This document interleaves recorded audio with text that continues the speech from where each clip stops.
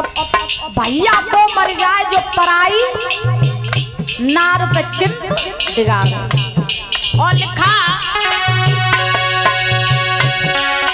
भैया तो मर जाए जो पिटिए गली गली में घुमावे। भैया तो मर जाए जो पिटिए गली गली में घुमावे। और पिटिया वो मर जाए अरे जो कुल में दाग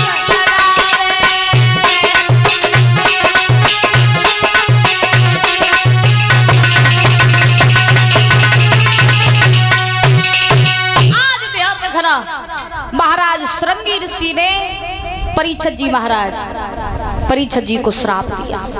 संत कोई दूसरे जगह से नहीं परीक्षित जी महाराज आते हैं। संत किसी कंपनी के द्वारा नहीं बनाए जाते। संत बनते हैं हम ही लोग। लेकिन संत बनने के लक्षण तो होने चाहिए। संत कौन होता है? संत वो होता है जिसका महाराज चरित्र पवित्र हो। संत वो होता है जिसकी आत्मा में जिसके तन मन में सिर्फ भगवान की ही मूरत हो, संसार की मूरत ना हो। संत वो होता है जो थोड़ा सहनशील हो। संत वो होता है जो मनुष्य को अंधकार से प्रकाश की ओर ले जाए। वो होता है सच्चा संत। संत हम ही आप लोग बनते हैं। फर्क सिर्फ इतना है कि कोई राक्षस बन जाता है तो कोई संत बन जाता है। आज श्राप दिया। अब परीक्षित जी हस्तिनापुर में आए। समीक ऋषि ने जब देखो जिनके गले में परीक्षित ने मरो बहुत सांप डारो तो उन महाराज समीक ऋषि ने देखो कि हमारे पुत्र श्रृंगी ऋषि ने परीक्षित को श्राप दे दो। तो समीक ऋषि तो सब बात जानता थे। समीक ऋषि जानते थे कि परीक्षित के सर पर कलयुग सवार था, इसलिए परीक्षित ने मेरा अपमान किया। अब समीक ऋषि ने श्रृंगी ऋषि से कही लला तुमने सही नहीं करो परीक्षित को श्राप दे के। बोले काय बाबा? समीक ऋषि ने कही कि परीक्षित जी तो बड़े अच्छे राजा हैं और उनके सर पर कलयुग सवार था, इसलिए उन्होंने मेरा अपमान कर दिया। लेकिन तुमने उन्हें श्राप दे दिया, तुमने अच्छा नहीं किया। तो ऐसा करो अपना श्राप वापस ले लो। श्रृंगी ऋषि ने कहा बाबा अब श्राप जो है वो वापस नहीं हो सकता है, क्योंकि हमने तो श्राप दे चुके हैं। श्राप से मुक्ति का उपाय तो है मगर श्राप वापस लेने का उपाय नहीं। तो महाराज समीक ऋषि ने कही तो लला चले जाओ, परीक्षित को मुक्ति को ही उपाय बताया। तो श्रृंगी ऋषि जो थे ये परीक्षित जी के पास में हस्तिनापुर में आए। जैसे ही परीक्षित जी हस्तिनापुर में आए तो वे तो बैठे हते, इधर समीक ऋषि पहुंचिए। अब जैसे ही समीक ऋषि पहुंचे सो परीक्षित ने बड़ो सम्मान करो, मुकुट तो अपना उतारता हुआ तो परीक्षित ने जैसे ही मुकुट उतारो तो कलयुग जो रहे वो उतरियो।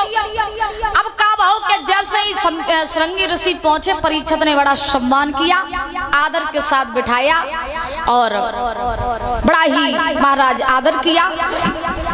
अब राजा परीक्षित ने कहा महात्मन आप हमारे द्वार पर पधारे, कृपया बताइए हम आपकी क्या सेवा कर सकते हैं। श्रृंगी ऋषि ने कही सेवा तो कुछ नहीं, लेकिन राजन हम तुम्हें एक बात बताना आए हैं। बात? हाँ, क्या बात बताना आए हो? तो श्रृंगी ऋषि ने कही राजन हम तुम्हें जब बात बताना आए हैं कि तुमने यहाँ से हमारे पिता के गले में मरो बहुत सांप डारो हतो, तो हमने तुम्हें श्राप दो है कि 7वें दिन वही सांप जिंदा हो कि तक्षक बन के तुम्हें डसन आइए, तुम 7वें दिन मर जाओगे। जब परीक्षित ने ये बात सुनी तो थोड़ा तो महाराज कष्ट हुआ ही, लेकिन परीक्षित जी ने श्रृंगी ऋषि से कहा महाराज अगर श्राप दिया तो कोई बात नहीं, हमें स्वीकार है, लेकिन ये बताइए कि 7वें दिन अगर हम मर जाएंगे कहीं हमसे पाप तो हुआ है, एक संत का अपमान किया तो महापाप है, हमारी मुक्ति कैसे हो? अब आजकल तुम्हारे ढंगा कोई बाबा आए तुम तो कहेगा तुम 7वें दिन मत जाओ, तो तुम्हें जवाब की महाराज वो नहीं हो ये क्या हमें मुक्ति कैसे हो? तुम टेंशन कर करके तुम 7वें दिन तो छोड़ो, तुम 2 दिन में मत जाओ, सोच के हार्ट अटैक ते मत जाओ। सही बताए रहे? बताओ भली मानो जो भगवान ने मौत बनाई तो मौत बताए के नहीं याद, अगर बताए के याद होती तो सही बता 4 दिन को आदमी 2 दिन में ही खत्म हो जाते हैं। सही बात क्या परीक्षित जी? सही है का तो मैं 7वें दिन चले जाओ, टिकट तो वही फाइनल हुई। हाँ ना, परीक्षा जी को डर लगत है, डर लगत। बोलो गोविंद भगवान की, राधा रानी सरकार की। अब महाराज परीक्षित जी ने पूछा, क्या ये महात्मन, ये शरीर तो एक ना एक दिन छूटना ही है, क्योंकि इस संसार में सब कुछ झूठा है। अगर सत्य कुछ है तब वो है मृत्यु। मृत्यु सत्य है, उसे कोई टाल नहीं सकता है। तो परीक्षित जी ने कहा, महाराज मरना तो है ही एक दिन, जिंदगी तो किराए का घर है। और वास्तव में है, जिस दिन मौत लेने आएगी उस दिन न घर परिवार वाले, न रुपया, न पैसा, न ऐसो आराम कोई नहीं बचा पाएगा। समय आएगा उस दिन आपको जाना पड़ेगा, क्योंकि कभी कहते कि जिंदगी एक किराए का घर है, एक ना एक दिन बदलना पड़ेगा।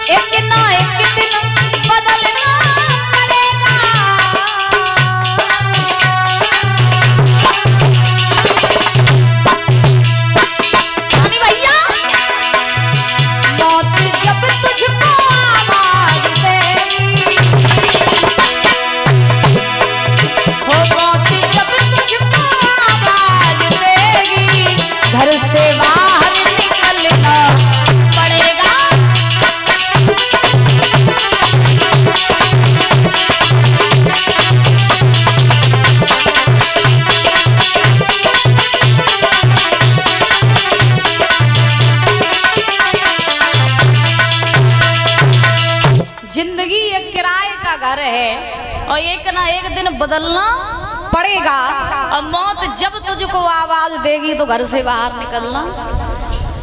तो हम सब किराए के घर में रहते, वो तो भगवान किराओ मांगन नहीं आता, किराओ और मांगन आत होते तो फिर तो है क्यों। परीक्षा जी महाराज भगवान को किराओ का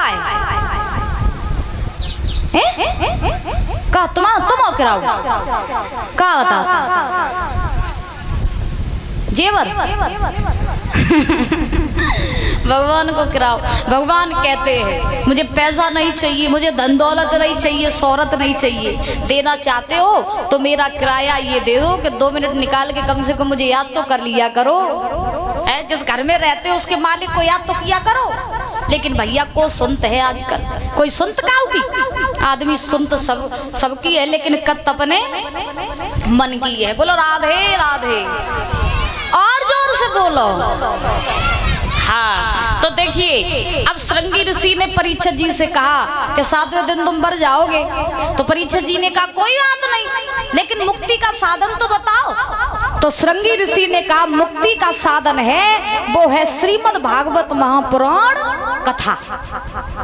तुम अब ये संसार की मोह माया छोड़ो और वन में जाकर के तुम भगवान का भजन करो, कथा सुनो, और जब तुम भागवत सुनोगे तब तुम्हारा उद्धार होगा। इतना कहकर के मुक्ति का साधन बता करके श्रृंगी ऋषि वहां से चले गए। अच्छा दादा ये बताओ, आदमी की मुक्ति क्या मरने के बाद होती है या जिंदा पे होती है? ओ बूढ़े बब्बा डोकर को कैया डारे बेटे, इनकी मुक्ति हो गई वाली है? बैरे हुए? अरे बैरे नहीं है, जो सब बनते हैं देखो डोकर हंस रही है मेरी बात पे, इन्हें सब सुनाई दे रहा हूँ। तो आप ये बताओ, क्या मुक्ति मरने के बाद होती है या जिंदा पे होती है? पहले होती है। अब पहले कैसे होता तुम्हारी हुई? कैसे होता पहले? तुम कौन नौकरिया काट डालता सुन में काज है। हाँ देखो, हम आपको बताएं, कुछ लोग ये कहते, बहुत सी माताएं कहती है, बहुत से बड़े बूढ़े लोग कहते अब तो बस ज्यादा मरिए ताइदना भाई मुक्ति हुई है। अब तो बस भगवान उठाई लेवे, हमें मुक्ति कराए देवे। एक बात हम आपको बता दें, इंसान की मुक्ति मरने के बाद नहीं, इंसान की मुक्ति तो जिंदा पे होती है। फर्क सिर्फ इतना है कि हम मुक्ति का साधन ही नहीं जानते हैं। जिस दिन ये आत्मा परमात्मा में लीन हो जाएगी, जिस दिन हम संसार से विरक्त होकर के और परमात्मा में लीन हो जाएंगे, उसी दिन हमारी मुक्ति हो जाएगी। मन की शांति को ही, आत्मा की शांति को ही असली मुक्ति कहते हैं। और मन में शांति कब आएगी? वो तभी आएगी जब हम भगवान की भक्ति करेंगे, जब हम संसार से विरक्त हो जाएंगे। ना महाराज कछु कछु लोगन की जिंदा पे ही मुक्ति हो जाता। अब हमारे जब बाबा जी अब इनकी मुक्ति हुई ही गई, क्यों ये संसार से विरक्त हो गए तो इनकी मुक्ति हुई। और कछु लोग तो महाराज मरे हुए पे उनकी मुक्ति नहीं हुई। अब कुछ लोग मरने के बाद में शांति हवन कराते हैं। जब आदमी मर जा तो आदमी को शांति हवन होत करे। परीक्षित जी, शांति हवन काय हो दादा कि मरवे के बाद आत्मा को शांति मिल जाए। तुम जब सोचो कि जो न आदमी को जिंदा पे शांति न मिली, वह मरवे पे का शांति मिले। वही सोचने वाली बात है। जो आदमी जिंदा पे तेरो मेरो खोपरी फातरो नेक नेक जमीनन काजे, नेक नेक जगह काजे, थोड़े थोड़े रुपयन के काजे एक दूसरे की खोपरी फातरो, जब जिंदा पे शांति न मिली, पर मरवे पे कितने हवन कराइयो वह नहीं मिली शांति। हाँ, तो शांति प्राप्त करनी है तो जीते जी करो ना, मुक्ति प्राप्त करनी है तो जीते जी करो ना। आजकल शांति काऊ के मन में नहीं, अशांति सबके मन में है। हाँ, तो अब देखो परीक्षित जी जो थे, इन्होंने जब सुना श्रृंगी ऋषि का उपदेश कि भागवत जब हम सुनेंगे तब हमारी मुक्ति होगी, तो परीक्षित जी ने उसी समय हस्तिनापुर का राज्य छोड़ा। परीक्षित जी की पत्नी थी जिनका नाम था महाराज नवलदे। तो नवलदे नाम था, तो का बहु परीक्षित जी ने नवलदे से कही रानी हमारे संग चलो। संग चले? हाँ। कहा? बोले वन में। क्यों? बोले भजन करेंगे चल के।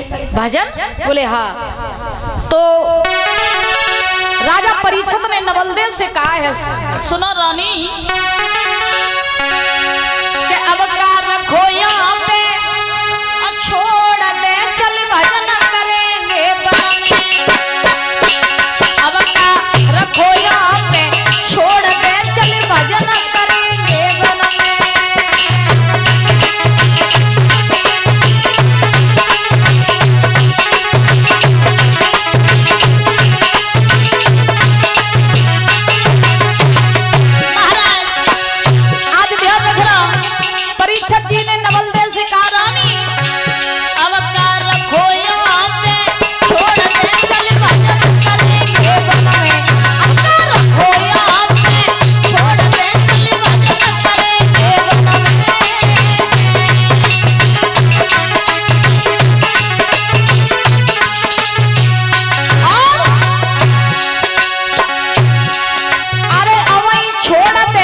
लड़का नौती क्यों लगी तारी के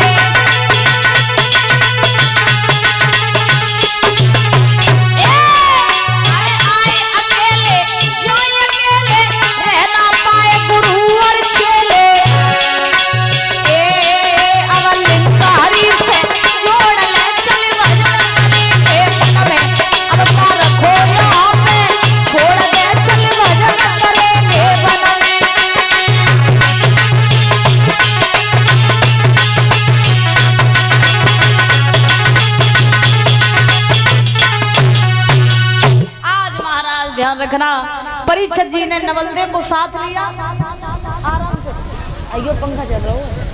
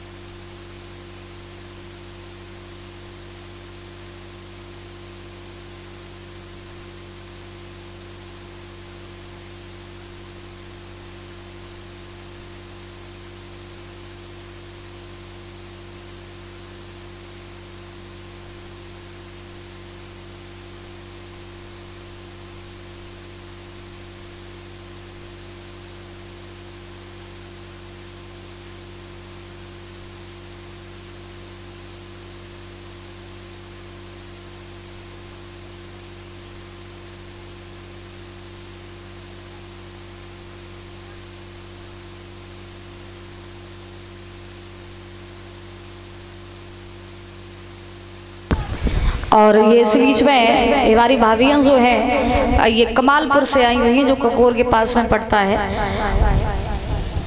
ये माला पहना करके और 100 रुपए दे करके सम्मानित कर रही हैं। एक बार जोरदार तालियां बजाएंगे। बहुत बहुत धन्यवाद है। कामना करेंगे सुख शांति प्रदान होती रहे, धन के भंडार भरे रहे, समाज में पद प्रतिष्ठा बनी रहे, किसी भी चीज़ की कोई कमी ना हो, यही कामना आकांक्षा है। कमालपुर में आज से 2 साल पहले मैंने 2 बार कथा की थी उस गाँव में, तो बड़ा ही हित हो गया था उस गाँव में लोगों से। और हम जहाँ जाते हैं वहाँ हित हो ही जाता है। 7 दिन किसी के यहाँ रुको तो ऐसा नहीं लगता है कि शास्त्री बन के आए हैं, ऐसा लगता है अपने ही घर में रह रहे हैं। तो बड़ा ही मान सम्मान किया था इन लोगों ने। और इधर आसपास कहीं भी कथा होती है तो लोग जरूर कथा सुनने आते हैं। बहुत बहुत धन्यवाद है। कामना करेंगे माता रानी ऐसे ही इनकी हमारी कामना पूरी करती रहे। बोली महामाई मैया की, राधा रानी सरकार की। एक बार प्रेम से बोलो राधे राधे। पार्वती जो थी महाराज वो सो गई, लेकिन पार्वती जब सोई तो भोले बाबा जो है वो कथा सुना रहे हैं पार्वती, लेकिन पार्वती जो थी वो तो सो गई। अब जैसे ही पार्वती सोई तब तक का हो कि जो अंडा हतो तोती को बू हमार कथा सुन रहा हतो सब बू अंडा फूट के बाह में निकलो महाराज बच्चा। अब जब बच्चा ने देखो कि पार्वती जो है वे सोई गई, और अगर पार्वती सोई और पार्वती ने भोले बाबा को अगर हुंकारे न दे तो भोले बाबा कथा कहना बंद कर देंगे। और कथा अगर बंद कर दिए तो ना कथा हम सुन पे न पार्वती सुन पे। सो महाराज पार्वती की जगह वो तोती का बच्चा जो था वो खुद हुंकारे देने लगा। हुआ क्या?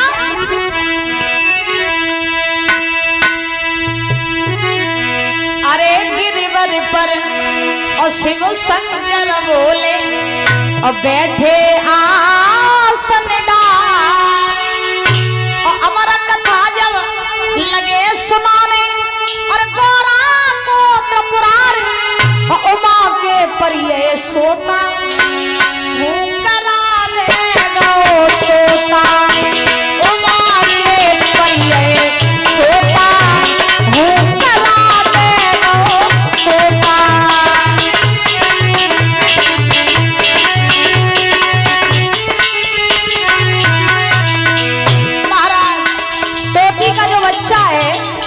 पार्वती की जगह हुंकारे दे रहा है, और जैसे ही हुंकारे दिए भोलेनाथ शंकर ने गौरा को कथा सुनाई।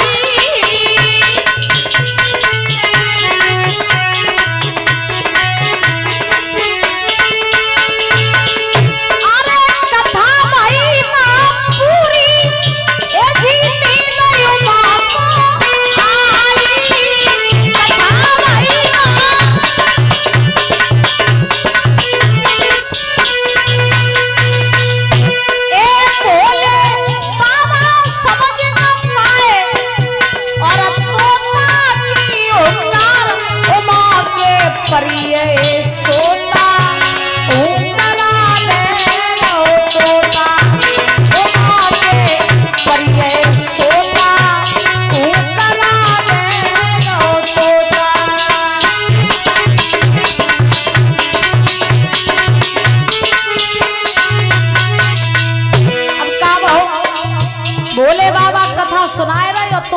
बच्चा हुकारे तेरो।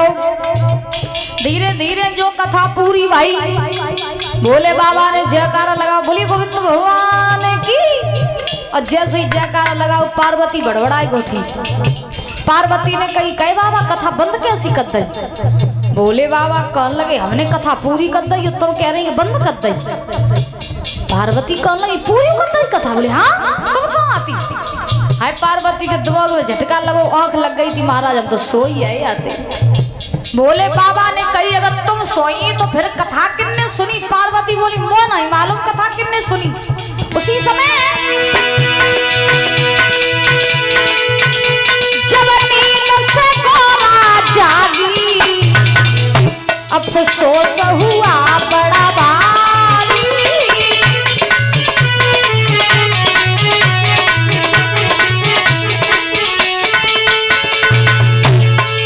हाथ जोड़ के बोली प्रभु लग गई आग हमारी। हाथ जोड़ के बोली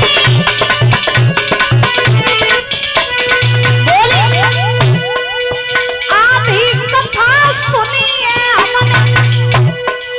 आधी सुन पाई? आधी हुई गई बेटा उमा के करिए सोता करा ले। उमा के करिए सोता करा ले सोता।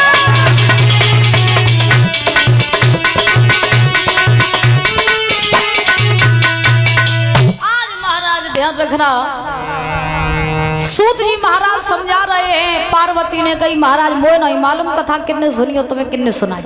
हम नहीं जानता।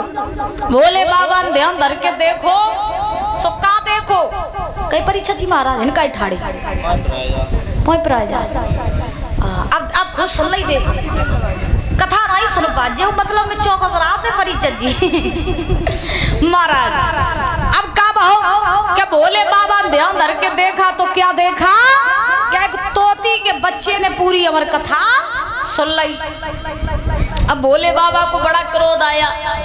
भोले बाबा को क्रोध आया तो उस महाराज तोते से कहा कि दुष्ट नालायक पापी, तुझे मेरी अमर कथा सुननी थी तो तू आसन पे बैठ के आके सुन लेता। तूने मेरी कथा का अपमान किया है, जो तूने कथा मेरे पीछे से सुनी है। अब हम तुझे छोड़ेंगे नहीं, चुपके से तूने मेरी अमर कथा को सुना, नहीं छोड़ेंगे हम तुझे। तो महाराज अब वो तोती के बच्चे ने जब देखो कि भोले बाबा को क्रोध है, अब जाते कोई नहीं बच पाओ, और इनका अगर क्रोध और जागृत हो गया तो फिर हम नहीं बच पाए, प्राण बचा के भाज ले। अब वो तोती का बच्चा प्राण बचा के भागने लगा, पीछे पीछे भोले बाबा भागने लगे दादा। अब भागते भागते ये तोती का बच्चा व्यास जी की कुटिया के पास में आ पहुंचा। तो व्यास जी की पत्नी थी जिनका नाम था ऐड़ी। तो ऐड़ी छत पे खड़े होकर के केस सुखा रही थी। अब वो तोता जो था वो तो बचने के महाराज बचने के लिए जगह ढूंढ रहा था। वो सोच रहा था कि किसी सुरक्षित जगह पे पहुंच जाए जहां भोले बाबा न पहुंच पाए। तो कब क्या ऐड़ी जो थी वो छत पे केस सुखा रही थी, तो ऐड़ी को जमाई आई, और जैसे ही जमाई आई ऐड़ी ने अपना मुख खोला तो तोती के बच्चे ने कहा करो कि मुख के द्वार से होके और गर्भ में पहुंचियो तोता। और जैसे ही गर्भ में पहुंचो, अब भोले बाबा भाजत भाजत आए हैं व्यास जी के पास। व्यास जी ने भोले बाबा को देखो प्रणाम करो, बोले बाबा भागत भाई और हापत भाई कहाँ जा रहे हो? तो भोले बाबा ने कही व्यास जी तुमने मेरे चोर देखो। चोर? हाँ। बोले का चुराए ले गो चोर तो बाहू? तो भोले बाबा कहने लगे चुराए तो कुछ नहीं लियो, लेकिन बस चोर ने चुपके से हमारी अमर कथा सुन ली है, तो बस चोर को हम मारो चौथ बने मेरी अमर कथा सुन ली। तो व्यास जी ने कही जब बताओ भोले बाबा अगर तुमने दिमाग लगाए लेते तो तुम इन तक भजत भाई ना आते। बोले क्यों? व्यास जी ने कही जब बताओ जाने अमर कथा सुन ली वो हियो अमर, ठीक, और जो अमर हियो भाई तुम मार नहीं सकत हो, और अगर तुम भाई मार दियो तो तुम्हारी अमर कथा झूठी हो जाइए, फिर भाई कोई सुनिए ना। तासु अब जो भाव सो भूल जाओ और मेरी बात सुनो, यहाँ से लौट जाओ। अगर तुम भाई मार दियो तो फिर तो ये अमर कथा झूठी हो जाए। भोले बाबा ने कही व्यास जी बात तो तुम सही कह रहे हो। अब महाराज भोले बाबा वहां से लौट आए। तोती के बच्चे ने जो अड़ी के गर्भ में प्रवेश किया था, ये गर्भ जो है दिन ब दिन बढ़ने लगा। और जब गर्भ दिन ब दिन बढ़ा, 1 साल नहीं, 2 साल नहीं, 3 साल नहीं, धीरे धीरे धीरे धीरे 12 साल बीतने को आ रही हैं, लेकिन महाराज वो तोती का बच्चा जो है वो गर्भ से बाहर नहीं आ रहा है। कितनी साल है? जोर के बोलो। 12 सालें बीतने को आ रही हैं, वो बच्चा बाहर नहीं आ रहा है। अब आईडी परेशान, तो आईडी ने व्यास जी से कही महाराज ये हमारा गर्भ पता नहीं कैसा है, 12 साल बीतने को आ रही है लेकिन ये बालक बाहर नहीं आ रहा है। नाथ हमें बड़ा कष्ट हो रहा है, इस बालक को गर्भ से बाहर निकालिए। तो व्यास जी उस गर्भ के पास पहुंचे, हाथ जोड़ के बोले कि जो कोई भी भगवान का भक्त इस गर्भ में पल रहा हो, मेरी हाथ जोड़ के विनती है गर्भ से बाहर आ जाओ, तुम्हारी माँ को बड़ी पीड़ा हुआ है। तो गर्भ से आवाज आई कि व्यास जी मुझे यहीं रहने दो। बोले क्यों? बोले तुम्हें नहीं मालूम है, अगर मैं इस धरती पर आया तो फिर मैं भगवान को भूल जाऊंगा, ये मोह माया हमें जकड़ लेगी और मैं मोह माया में फंस के फिर भगवान को भूल जाऊंगा, मैं भजन नहीं कर पाऊंगा, इसलिए मुझे यहीं रहने दो। और वास्तव में सही बात है, जब हम माँ के गर्भ में होते हैं ना तो हम भगवान को खूब याद करते हैं और कहते हैं कि हे नाथ हम धरती पर जाएंगे तो आपका भजन करेंगे। लेकिन हम जैसे इस धरती पर आते हैं वैसे ही मोह माया हमें जकड़ लेती है, और जब मोह माया जकड़ती है तब हम भगवान को भूल जाते हैं। आज हम भगवान को भूले बैठे हैं तो काहे के लिए भूले बैठे? मोह और माया के लिए। और आज के जमाने में मोह माया घुमाती बहुत है परीक्षा जी महाराज है, और मोह से बड़ी है माया। मोह से बड़ी क्या है? माया। और अगर माया से बड़ा मोह होता तो कभी माया के पीछे भाई भाई का दुश्मन नहीं होता। बात समझ में आ रही है? अगर जैसे माया बड़ी होती, मोह बड़ा होता तो माया के पीछे भाई भाई एक दूसरे का दुश्मन नहीं होता। तो माया आज की दुनिया में बहुत बड़ी होती है। और ये 100 रुपए देवेंद्र यादव अन्ना ढोलक मास्टर गौतला से ये भैया 100 रुपए देकर के सम्मानित कर रहे हैं, बहुत बहुत धन्यवाद है। कामना करेंगे सुख शांति प्रदान होती है, धन के भंडार भरे रहे, समाज में पद प्रतिष्ठा बनी रहे, किसी भी चीज की कोई कमी ना हो, कामना आकांक्षा है। बोले वृंदावन बिहारी लाल की। तो माया बहुत बड़ी होती है परीक्षित जी महाराज, और कभी कहते हैं कि माया घुमाती कैसे? आवाज बढ़ाओ उसकी।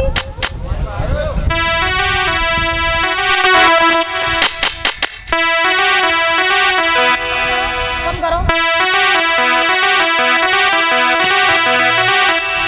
भैया कैसी होगी आवाज? कम करो। हाँ, और क्या कर रहे थे? माइक की आवाज कम कर रहे थे, कम करो।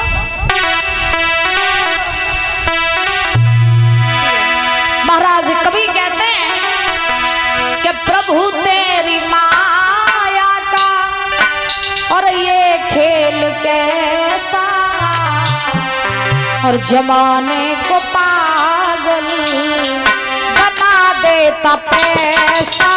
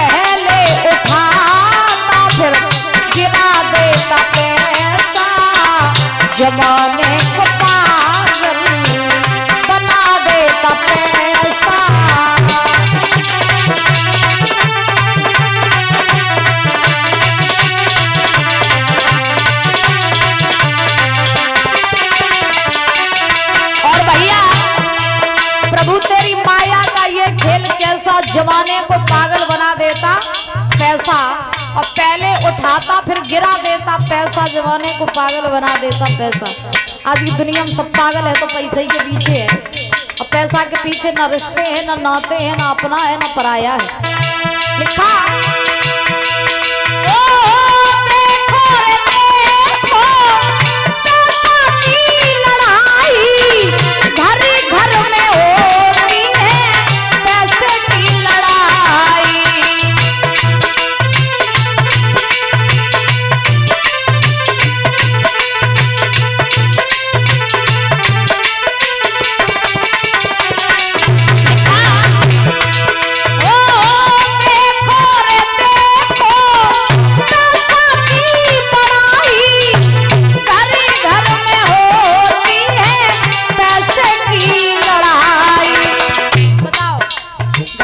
पैसे की तो काय की हो अम्मा, पैसा की हो, जानती हो जब बात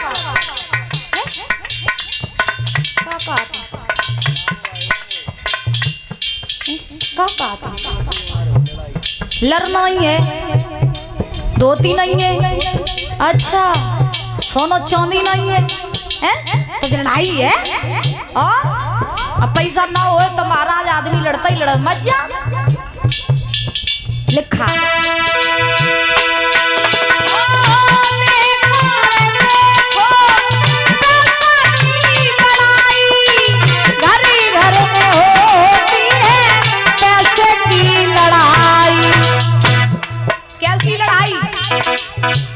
गला भाई भाई का कटा देता पैसा,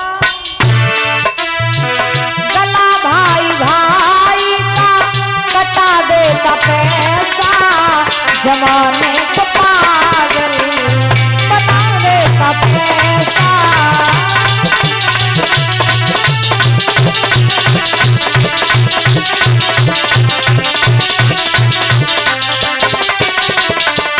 और बाबा देखो रे देखो, पैसा की कदर है, छोटा या बड़ा हो पैसे पे नजर है।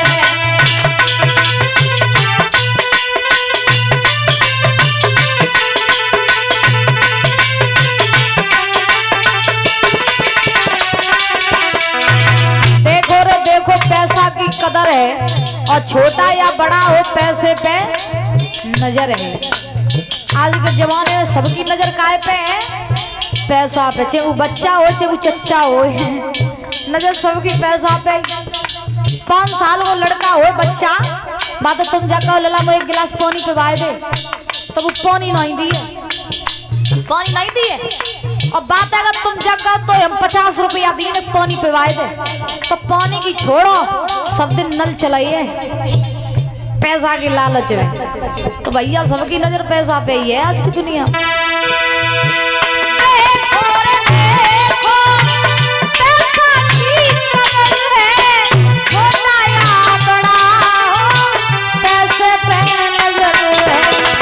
भले आदमी को फंसा देता पैसा, भले आदमी को फंसा देता पैसा, जमाने को पागल बना देता पैसा।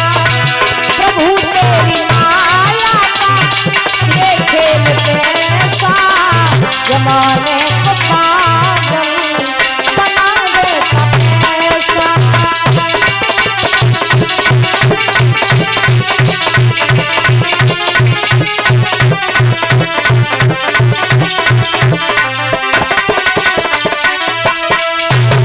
तो कहने का भाव परीक्षित जी महाराज, मोह से बड़ी है माया। सब महाराज माया में फंसे हैं। माया है तो खून का रिश्ता भी अपना है, और माया नहीं है तो खून का रिश्ता भी पराया है। बोलिए गोविंद भगवान की। प्रेम से बोलो राधे राधे, और जोर से बोलो। हाँ, तो देखिए आज सूत जी महाराज समझा रहे हैं कि उस गर्भ से आवाज आई कि मुझे यहीं रहने दो, अगर मैं बाहर आया तो ये मोह माया हमें जकड़ लेगी, फिर मैं भगवान को भूल जाऊंगा। तो उसी समय व्यास जी ने ब्रह्मा जी को बुलाया और ब्रह्मा जी को बुला करके थोड़े समय के लिए संसार निर्मोही बनाया। जब ये संसार थोड़ा निर्मोही बना तो तैसे ही महाराज उस गर्भ से, ऐडी के गर्भ से एक परम तेजस्वी यशस्वी बालक का जन्म हुआ, जिसका नाम पड़ा महाराज सुखदेव। बोलिए सुखदेव भगवान की। आज जैसे ही महाराज सुखदेव नाम पड़ा तो जन्म लेते ही आज सुखदेव भगवान जो है वो महाराज जंगल की तरफ चल दिए। अब जैसे ही सुखदेव भगवान जंगल की तरफ चले तो कहा हो कि सुखदेव भगवान के पीछे महाराज व्यास जी के पीछे ऐडी और भागते हुए जा रहे हैं और कहते हुए जा रहे हैं, बेटा तुम कहाँ जा रहे हो? तुम्हारी माँ है, हम तुम्हारे पिता हैं और हमने तुम्हें 12 साल अपने गर्भ में रखा और तुम हम लोगों को छोड़ के चल दिए। तो सुखदेव भगवान ने जब ये बात सुनी तो व्यास जी से कहा, पिताजी कौन किसका बाप, कौन किसकी माँ? पता नहीं कितने जन्मों में हम तुम्हारे बाप बने होंगे, पता नहीं कितने जन्मों में तुम हमारे बाप बने होंगे।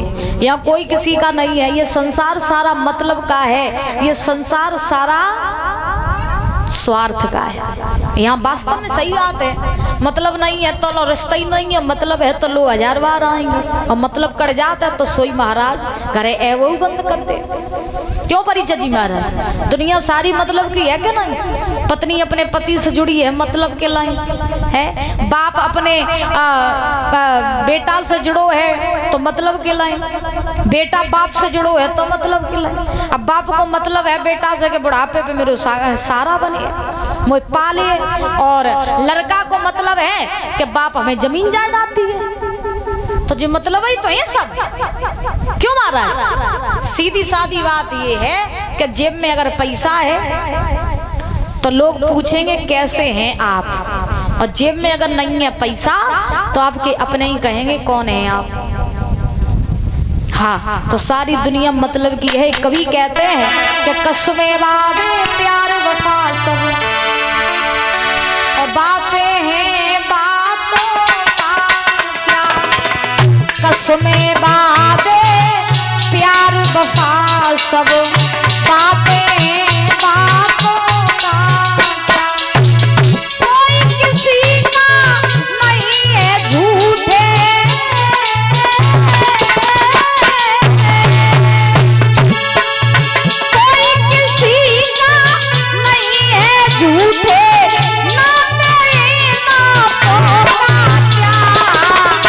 में वादे प्यार वफा सब बातें बातों का प्यार।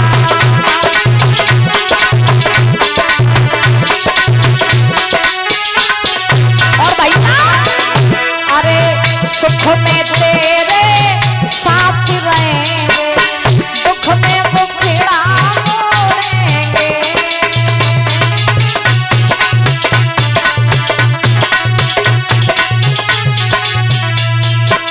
सुख में तेरे साथ रहेंगे दुख में मुखड़ा मोड़ेंगे। जो लोग वो पहले बड़े बूढ़े कहावत कहा करते थे कि अपने घर में चूल्ही जल रही है तो सब पूछा नहीं, अपने घर में नहीं जल रही है तो फिर महाराज कोई पूछा आत नहीं। तुम जो लोग खाए रहे हो तो नहीं लोग तुमसे पूछे भैया खाना ना खाए लो कि नहीं खाए लो, और ज्यादा तुम भूखे बैठे रही हो तादना जग कहीं हम नहीं पूछे का पता मांगन लगे। हाँ, तो यही दुनिया की सच्चाई है, या कोई किसी का नहीं है। पत्नी अपने पति से कहती है सुनो हम तुम्हें बहुत चाहते हैं, तुम्हें कुछ हो जाएगा तुम्हारी संगी मर्जी, लेकिन वह चौंत का है, बताइए से चौंत है कि तुम बढ़िया शॉपिंग कराए रहे हो, बढ़िया रेस्टोरेंट में घुमाए रहे हो, वो इच्छाएं पूरी कर रहे ता से तुम्हें चौंक, और ज्यादा तुम लोग इच्छाएं पूरी कर वो छोड़ दियो तो इतना कर ठठरी बांधे मत जा जाती है जिंदगी नरक बनाई भाई। जा तो बढ़िया ते संग ब्याह ना हो तो सही आती हमें बाप अंधे आते जो बारी है हमें। कभी कहते हो सुख में तेरे साथ रहेंगे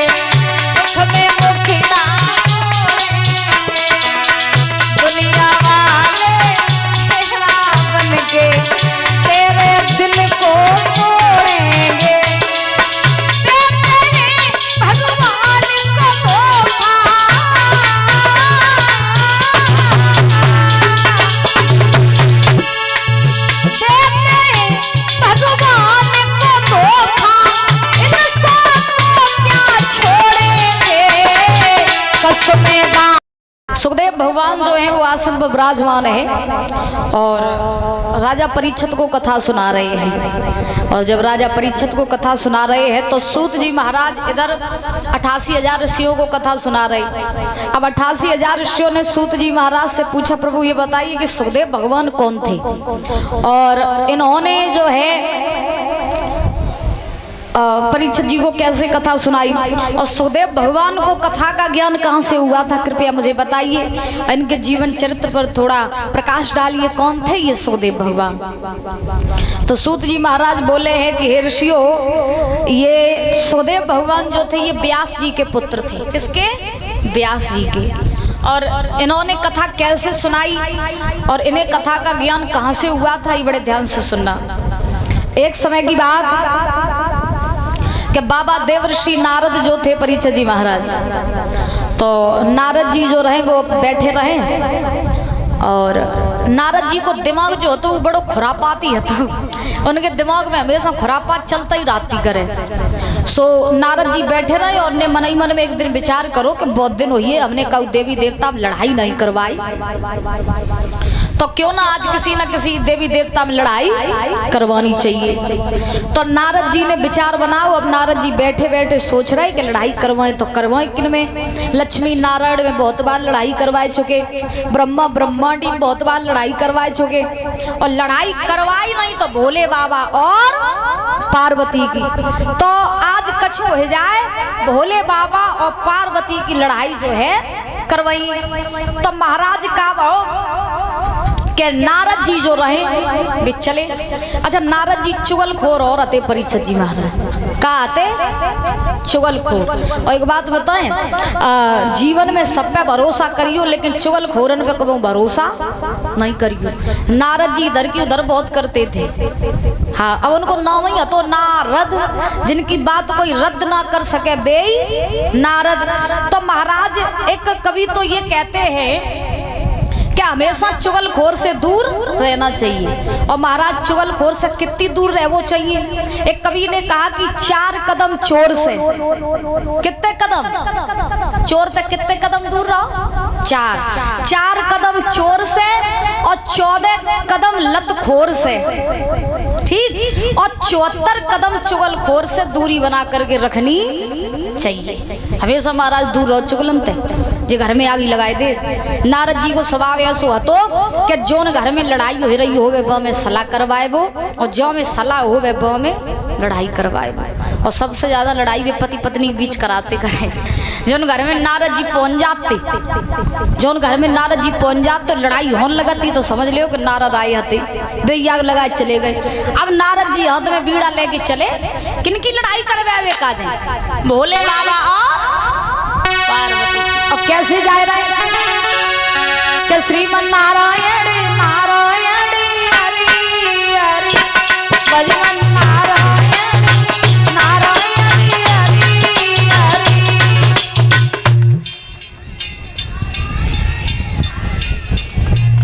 हाँ बोलो बोलो। कब मैया तुम काहे नहीं बोलती हो? तुम मुझे सब जने बोलो। श्रीमन नारायण भैया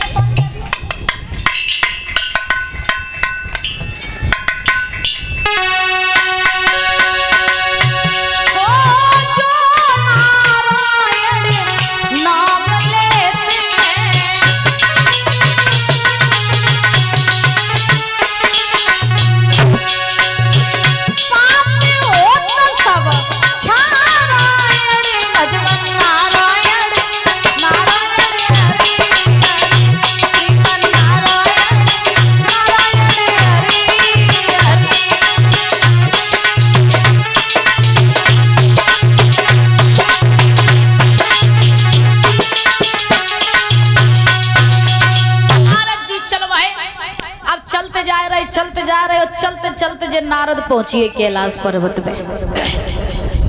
अब जैसे ही नारद जी पहुंचे कैलाश पर्वत पे, सोहन पे पार्वती अकेली बैठी रहे, भोले बाबा हते नहीं बस हमें।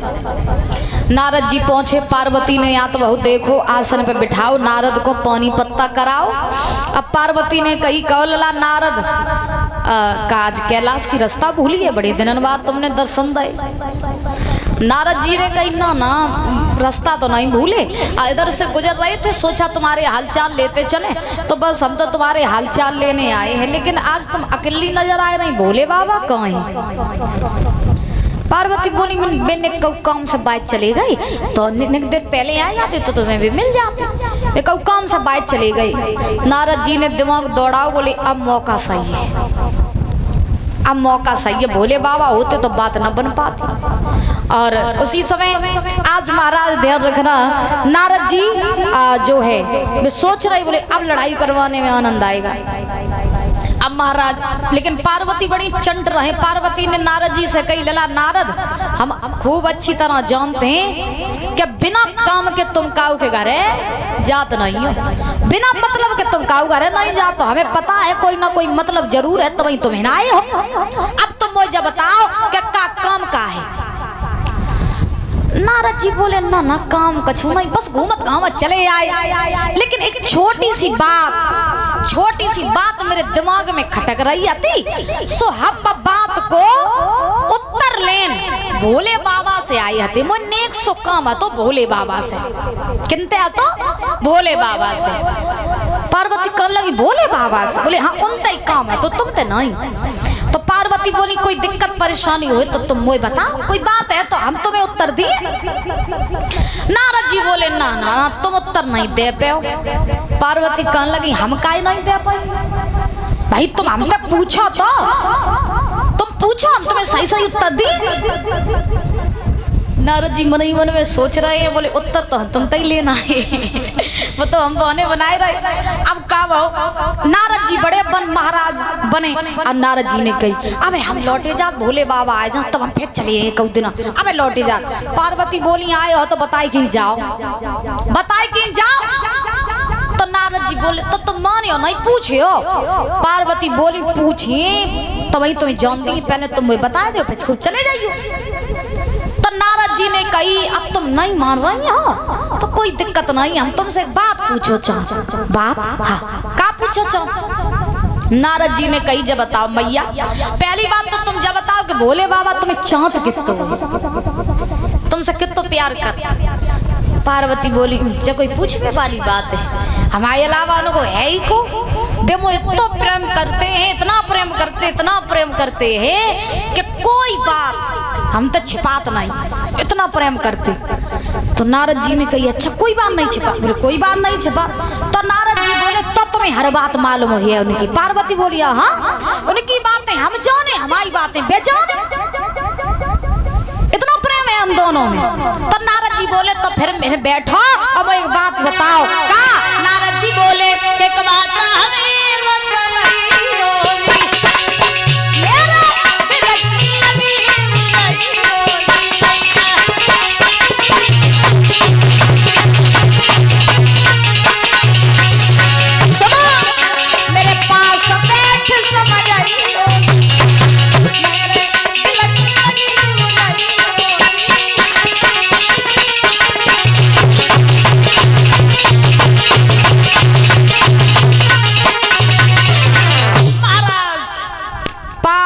नारद जी बोले हिन बैठो हम जो बात पूछे सो बता। बोले हाँ पूछो तो हम तुम्हें सब बते। नारद जी ने कही बहुत चाहत तुम्हें भोले बाबा? बोले बहुत ज्यादा। तो पार्वती से नारद जी बोले तो तुम्हें एक बात मालूम? बोले कौन सी? नारद जी ने कही कि हमने भोले बाबा के गले में एक मुंडों की माला पड़ी देखी है, तो तुम मुझे जब बताओ कि अब माला में जो मुंड लगे किन के लगे? पार्वती मुंह लटकाए के बैठी, पार्वती को मालूम ही नहीं आती। अब पार्वती उदास वहीं बैठी। नारद जी ने कही कही बता तुम अबे कहती हती कि तुम्हें उनकी हर बात मालूम। तो भोले बाबा के गले में जो मुंडों की माला पड़ी है वह माला में मुंड किन के लगे? जब बात मुझे पता। पार्वती कहने लगी लला नारद इतने दिन हुए उनके संगे ब्याह करे आए, तुम्हारी किस्म उनने कबू हमें बताई नहीं और हमने कबू उनसे पूछी नहीं, और आज अगर तुमने हमें बताए दई तो कछु हो जाए। आन देव आज क्लास लगो धरो आन देव। अब महाराज का बहो कि जो जब बात कही परीक्षित जी सो अब नारद जी ने कही मैया तुम एक बात बताओ। बोले बता। बोले तुम्हें भी चाँत थोड़ी नहीं बंत रात झूठी झूठी तुम ते कात रात और तुम्हें चाँत होते तो बताओ इतनी बड़ी बात छिपाते थोड़ी नहीं। पार्वती बोली हाँ सही कात लगा तुम बनाए तुम्हारी सब आ जान दो क्लास लगाई। नारद जी बात बनाए को चले गए महाराज। अब जैसे ही नारद जी गए परीक्षित जी अब का बहो कि पार्वती गुफना गाल करे बैठी। एक बात बताओ दादा आदमी बाहर से राष्ट्रपति हो चे प्रधानमंत्री हो घर में आए कि वो अपनी बीवी के सामने बिल्ली बन जात। हाँ सत्य बता रहे हम बाहर के लिए वो आदमी राष्ट्रपति हो लेकिन बा के लिए राष्ट्रपति बगी घरवाली होते। अब पार्वती जो रहे गुफना गाल करे बैठी। अब जैसे ही गुस्सा में पार्वती बैठी तो अब धीरे धीरे का बहो के नारद जी तो चले गए। अब भोले बाबा आए कछु देर बाद और जैसे ही कछु देर बाद भोले बाबा आए सो परीक्षित जी महाराज पार्वती गुस्सा वहीं बैठी सो भोले बाबा ने आवाज लगाई। बोले पार्वती पार्वती नहीं बोली पार्वती।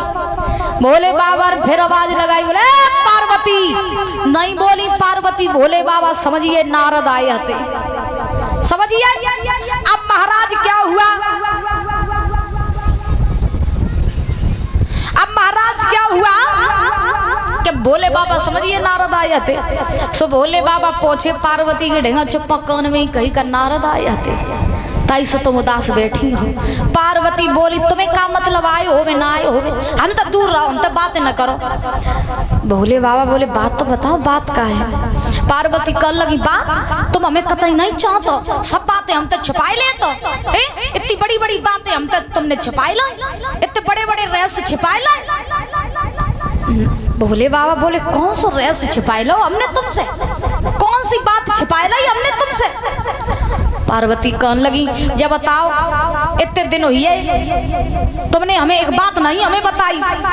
तो भोले बाबा बोले कौन सी बात छिपाई बताओ तो सही। तो पार्वती बोली कि सुनियो पति प्राण प्यारे कि सुनियो और पति प्राण प्यारे और पूछे तुम्हारी तुमसे नारी रे।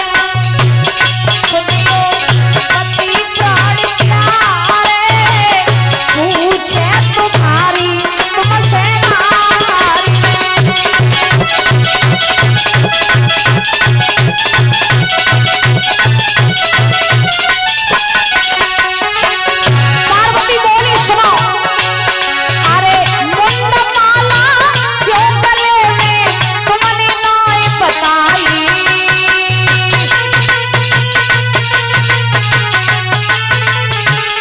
भैया मुंड माला क्यों गले में तुमने नाई बताई। तीजो वेद बताई प्रभु को तीजो वेद बताई नाथ को पूछे नारद तुम्हारी मेरी नैया के सहारे पूछे तुम्हारी तुमसे नारी।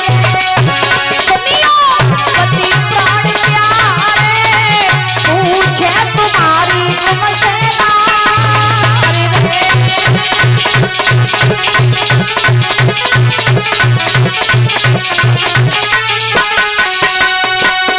महाराज पार्वती ने भोले बाबा से कही जब बताओ तुमने हमसे एक रहस्य छिपाओ। रहस्य हाँ क्या रहस्य छिपाया हमने तुमसे। पार्वती कहने लगी जब बताओ तुम्हारे गले में जो जब मुंडों की माला पड़ी है जब माला में जो मुंड लगे जो किनके लगे आज दिन तक तुमने हमें जब बात बताई। भोले बाबा बोले तुम्हें नहीं मालूम जब मुंड किनके लगे। बोले हम कहा जाने डायरेक्ट तुम फिर रहे हो कब बताइए नहीं तो हम कहा जाने किनके लगे किनके नहीं। भोले बाबा ने जवाब दिया पार्वती अगर तुम्हारा प्रश्न ये है कि माला में मुंड किनके लगे तो हम तुम्हें बताएं ये माला में जितने मुंड लगे सब तुम्हारी लगे। हमारी लगे। बोले हाँ तुम्हारी लगे। पार्वती बोली हमारी कैसे लगे। भोले बाबा बोले तुम्हारी ऐसे लगे कि जब जब तुम मरी हो तब तब हमने तुम्हारे मुंड काट के अपनी माला में पहने। अब जो जब बात कही पार्वती बोली मैया इतने दाएं हम मरिए तुम एक नहीं मरे हैं हम इतने दाएं मरिए तुमने हमें मुंड काट के माला पहन ले तुम कौन सी ऐसी अमृत पियो जो तुम मरे नहीं हो जो तुम कहो मत नहीं हो। भोले बाबा बोले हम जासो नहीं मत कि हमने अमर कथा सुनी है। पार्वती बोली बाजी बा पक्का हमें पता है तुम हमें चाहता ही नहीं तुम जोरा बरी हमें मात दे तो। भोले बाबा बोले ऐसा क्यों। पार्वती बोली जब बताओ हमें तुम चाहत होते तो अमर कथा तुम हमें सुनाए देते और जब तुम हमें अमर कथा सुनाते तो तुम अमर हम अमर फिर तुम्हें मुंड पहनने की जरूरत ही न पड़ती।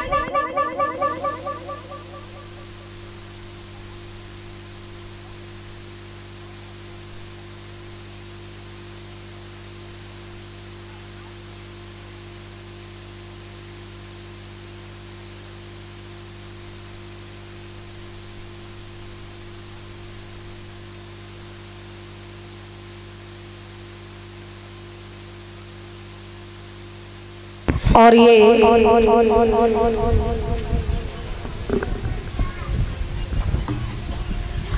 परम सम्मानी परमादरणीय हमारे अंकल जी प्रमोद यादव जो महमूदपुर से आए हुए हैं।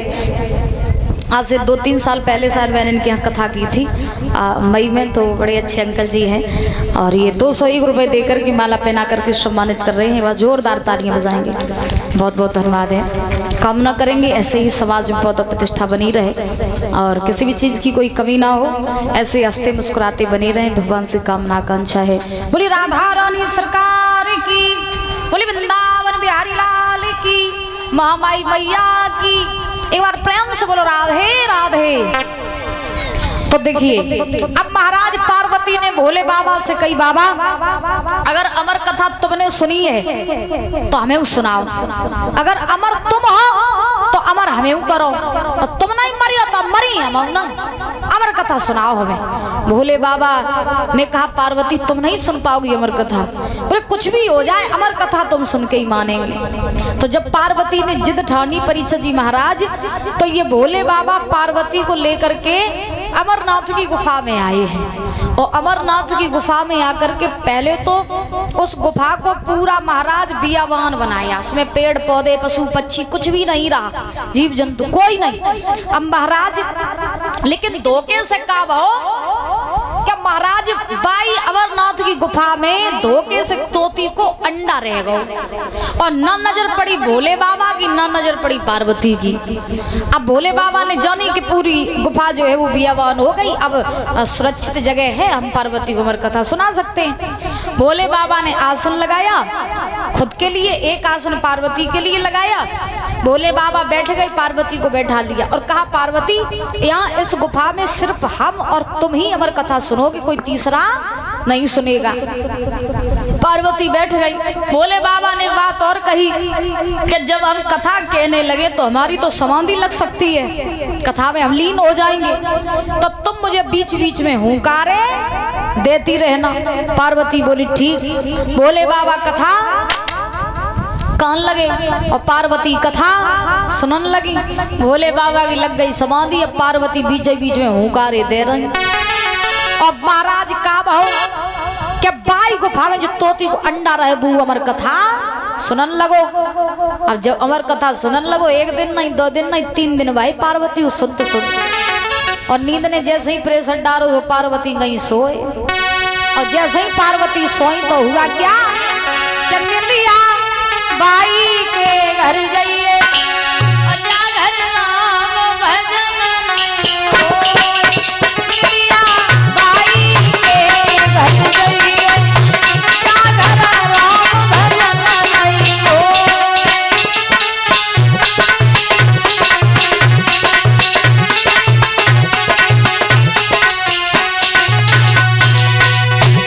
ए राम भजन नहीं होय, जा घर राम भजन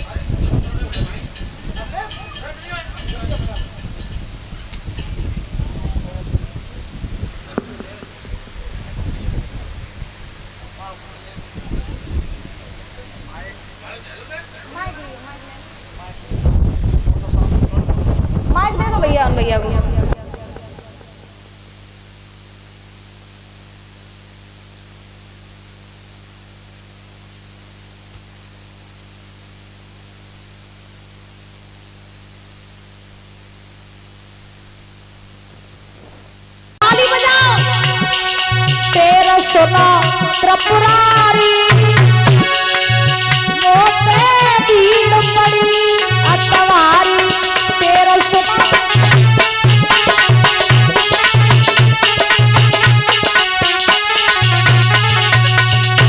अरे हे प्रभु भक्तन के रखवाले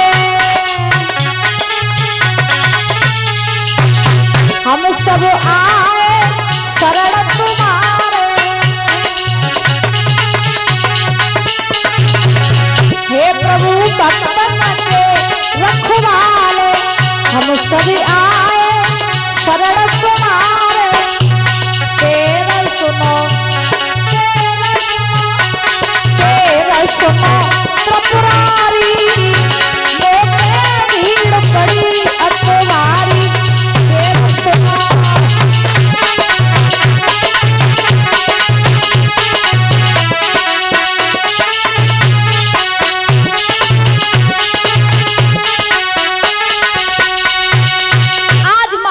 सभी देवी देवताओं ने कहा नाथ एक राक्षस है तो वो ना हमें जीन दे रहो ना मन दे रहो। बोले कहना क्या चाहते हो? देवी देवता कहने लगे कहना हम ये चाहते हैं कि तुम जो लो ब्याह दूसरों नहीं करियो और जो लो तुम्हें पहली संतान नहीं हो या तो लो वो राक्षस मारो नहीं जे तो तुम्हें करो दूसरों ब्याह कर लियो महाराज और तुम्हें जो पहली संतान हुई है वही राक्षस को मारिए। भोले बाबा कहने लगे और का पहलो ब्याह करो तो सुबह सती जो हती भी अपने पिता के हिंजा के सती हुई है तो फिर दूसरे ब्याह को प्रस्ताव ले आई। दूसरो ब्याह करिए तो बेजने कहाँ जाए के सती हुई हम ब्याह या नहीं करेंगे अकेले रही मौज में रही आनंद में भगवान को भजन करिए ब्याह नहीं करेंगे क्योंकि शादी एक ऐसा लड्डू जो खाए सो पछताए और ना खाए खाए पी के है जो खाए सो पछताए ना खाए सो पछता है। जिनके ब्याह हो जाते कुन्ना में बैठ के रोते हैं और जिनको ब्याह नहीं होते वे महाराज बेउरुवत हैं बे हाँ बे मंदिर पर रोवत बे जाका कि प्रभु सबके ब्याह हो ये कहूँ तो नहीं कमाऊ हो जाता। तो हम तो एक बात बताएं आज के जमाने की बात बताएं तो बेजमाने चले गए जब पत्नी आती करे तो महाराज मरते टाइम तक साथ देती थी। अब आज के जमाने में पता नहीं कैसी यहाँ जो भरवा के ड्रम में बाज जाए तो आजकल देखो ब्याह शादी पहली बात तो करो ना है और अगर करो तो बड़े सोच समझ करके शादी करनी चाहिए। और हम तो यही कहते कि जो लोग ब्याह न होवे तो लोग आजाद पंछी बने चिकों घूमो।